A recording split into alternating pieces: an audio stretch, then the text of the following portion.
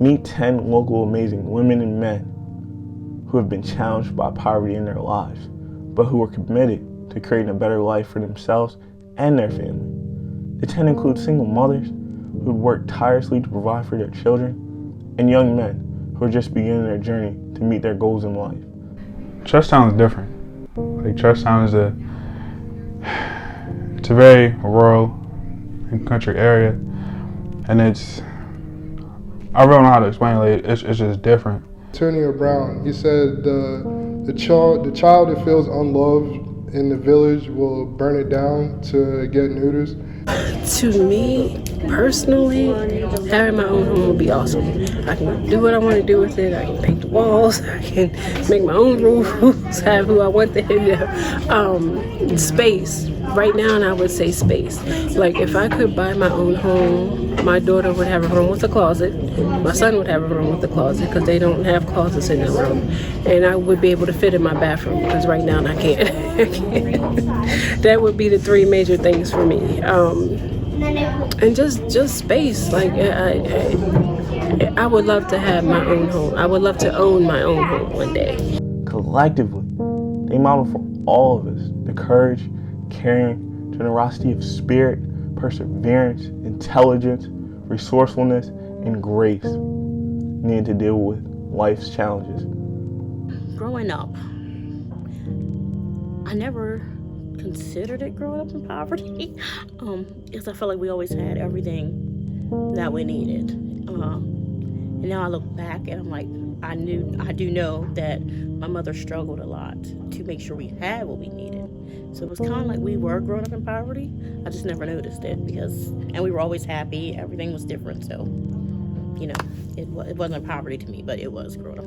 I lived outside of Millington, and we used to live in the town of Millington. So everybody kind of always grew up together. I mean, everybody. Like, it was a little, I want to say everybody was like family. So it was never, if you were living in poverty, you never knew you were. And when I was younger, we lived in a house where, remember, we had a cat that we would put outside, and the cat would come back up through the wall because we had a hole in the wall. Like, we might have birds flying, we had no hot water, but it was never, we were never just living in poverty to us. It was just, that was home. Every time I think about, like, how I feel to be in poverty, I just think of how worthless it makes me feel that I can't provide for my children the way that they need.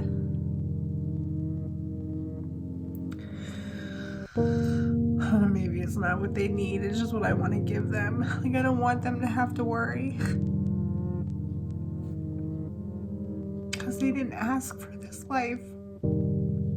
They didn't ask to be born in Kent County, they didn't ask for these things to happen to me, to like force me to have to change or move.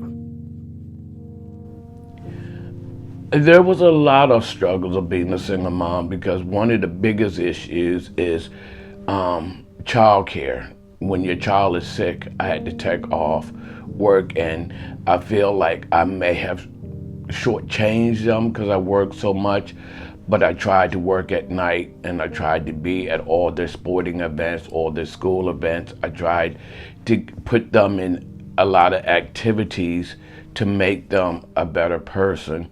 They went to camp every summer. I took them on trips to show them that there's so much more to the world in Kent County. As one single mother said, you have to cope with the hand you're dealt. And all of them have demonstrated their ability to be successful in doing that. And so I put a lot of pressure on myself to make sure that I'm a lot like my mom, in that I'm strong and independent, and that I don't,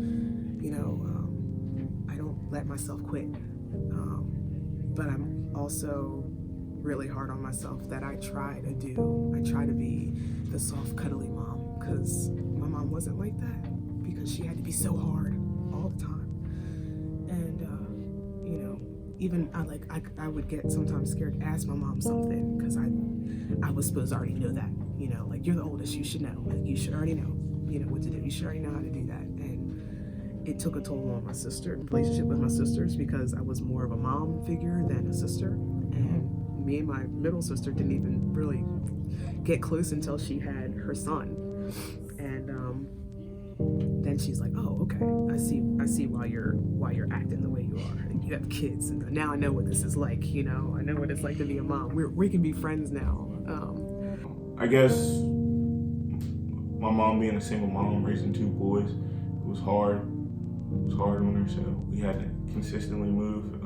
Also, we had some family issues. So first, when my mom moved back, she owned a house, but the struggles of being a single mom led her to move in with my grandmother, which that was the move from Wharton to Georgetown. And in Georgetown, our house actually burned down.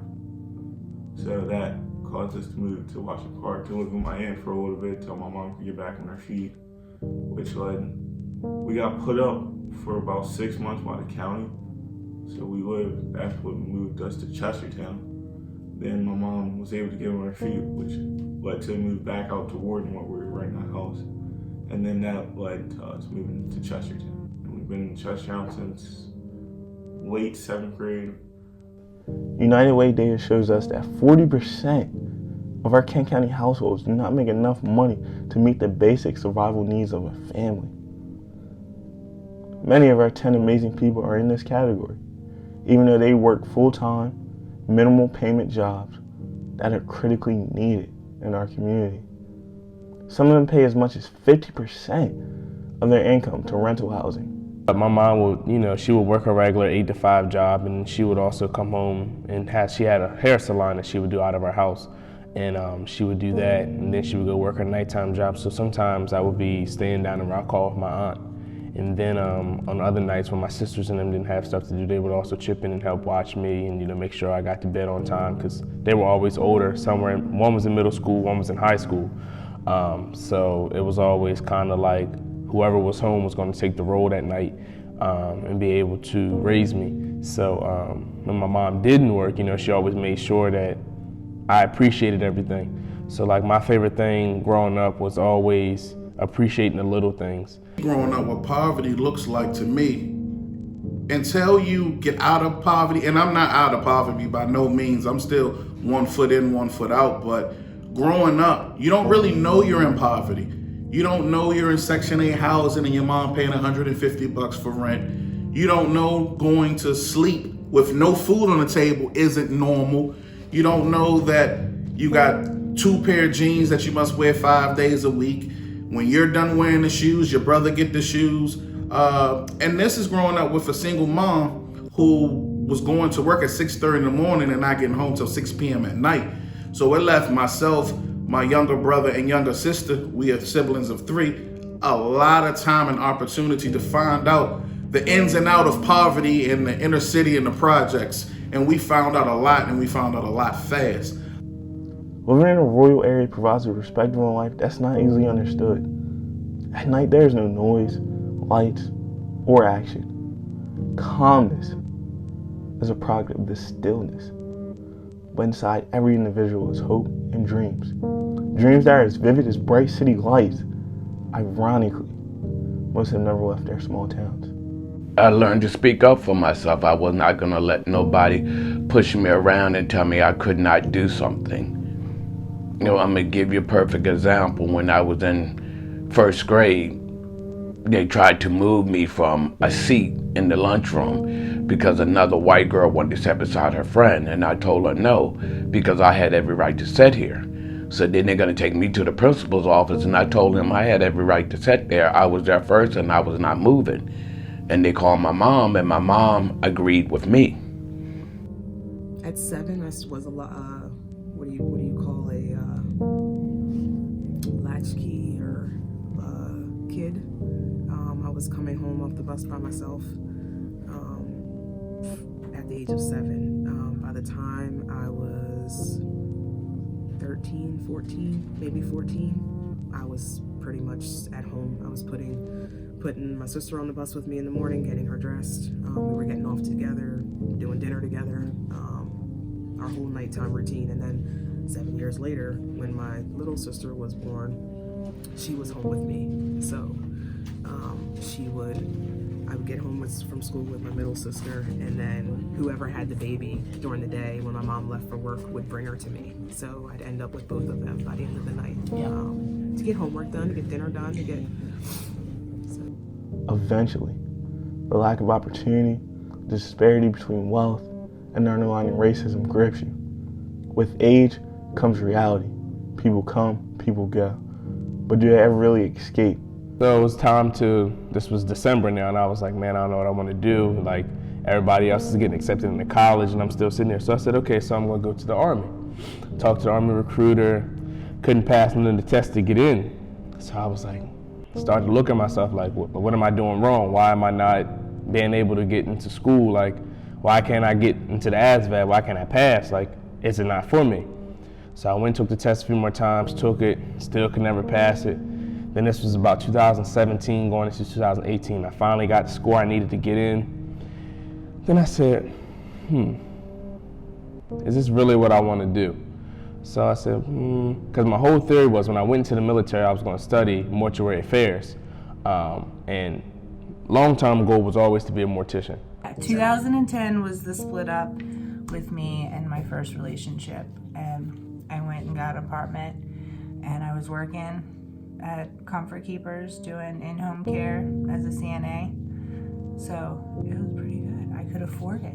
That was like, I remember paying $600 a month for that apartment. It was a little 2-bedroom apartment, but it wasn't that bad out there with 2 kids. I feel like nowadays anyway, I'm a pretty like chill and relaxed person, but like that's not like always like what's going on with myself, you know what I'm saying? And that's like it's an outlet to get those sort of things out without, it's a constructive outlet to get those things out. So it's like it can benefit me, but I'm also releasing that energy and that side of me. Like I drive an hour some change a day because like there's really nothing in Chestertown that really, if you don't work for Dixon Val or Lamont Chemicals or something like that, like you work a dead-end job to where like you're not gonna succeed.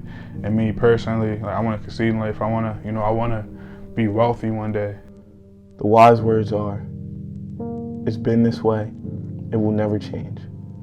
Some face hardships, such as drug addictions, financial problems, or unplanned parenthood, just to list a few. Some escape, they go to college, the military, or just anywhere else. You must wonder, do they escape? Or is it running away from that stillness? Running away from those deep thoughts that things could be different? Barriers right now, probably really credit. Credit is probably my biggest one. And financial responsibility as far as paying down other things or other bills that come up, as far as being able to save money and having three, might as well say 4 kids on my own. It's kind of tough. And I would like to think about getting a second job at times, but my kids are in sports and one's into drama clubs, so there's plays and there's after school practices and games, and my time just is not there. It's impossible to be a mom and work 2-3 jobs. It doesn't. I pay 50% of my income for housing a month. I don't bring home as much as I would like, and it's just impossible to pay down loans or credit cards or just a lot of extra money coming into my house to pay for a house. In my household, it's me, my daughter, and my nephew I raised as my son, and we have a dog. We have a pit bull dog, very friendly though. My nephew is 12, so I've had him since he was 3. He came to live with me because his mom was having just a really hard time, with life, and she was neglecting him and leaving him by himself, and he kept wandering off, and neighbors found him in the parking lot complex of their home, and child services got involved, so she was neglecting him. So him and his dad came to live with me together. So my brother had the custody of him. My brother passed away in 2013, so he just stayed, and he's been there ever since. So. Then the question comes, aren't people a product of their environment? The answer is simply yes. However, Ask yourself, what does that mean? If you believe people are a product of their environment, how can they be amazing, even though their environment/circumstances are the opposite? Yes. Welcome to the paradox. I think my mom handled it pretty well, to be honest. I don't recall me having any type of stress related towards it, but I know I never really had like a real attachment to a house. Also, I don't know. That's like the house we live in now. I have the biggest attachment towards. Like I know this is like my home in a sense, as compared to the other houses. Like I guess I wasn't there long enough to build like a real attachment to it. So like when I look back on it now at this age, we just lived there for a point in time. When my mom left my father in the 2nd grade, I had no males in my life. I had an uncle who came back home eventually from the armed forces and would give me tidbits about what a man should do or how to survive here and there. But for the most part, I grew up without a man acknowledging anything I was doing. So I had to learn what a man's responsibilities was the hard way in the 3rd grade. So I was learning what men do in the 3rd grade because I had to mimic that in order to survive or get things done. It's just it is what it is, and it was what it was. So I definitely take more of a approach to be involved in the youth I deal with, because a lot of these kids I deal with don't have males around them, or they have men in their family that are doing very bad and negative, and they see it, and I'm just trying to be that person to give them the alternative to that. It is these unfortunate situations which creates dreamers. People begin to envision better lives, but their reality is brutal. This pursuit of happiness makes these individuals truly amazing, consistently fighting harsh circumstances, but never losing an inch of their dream.